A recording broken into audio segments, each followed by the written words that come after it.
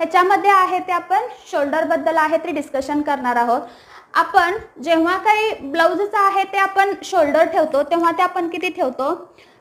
3 inch ठेवला की त्यामध्ये अर्धा इंच आहे ते स्टिचिंग लाईनला ह्या साईडला व या साईडला 1.25 इंच, म्हणजे एवढं गेलं की 2.25 एवढं तुमची आहे ती शोल्डर पट्टी आहे ती राहते.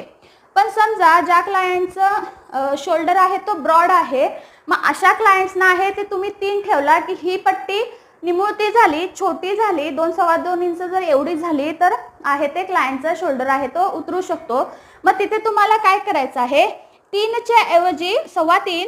जर समजा क्लायंटचं आहे ते आर्म होल 20 असेल किंवा 21 असेल तर अशा ह्यांना आहे तर तुम्ही 3.5 इंच एवढं शोल्डर पट्टी आहे ते ठेवू शकता. नॉर्मली आहे ते 3.25 इंच एवढं जर तुम्ही शोल्डर पट्टी वाढवला तर त्यांची जी शोल्डरची विड्थ आहे ते 2.5 इंच होईल व जेणेकरून एक आहे ते सपोर्ट सिस्टम भेटून जाईल व शोल्डर आहे ते तो उतरणार नाही.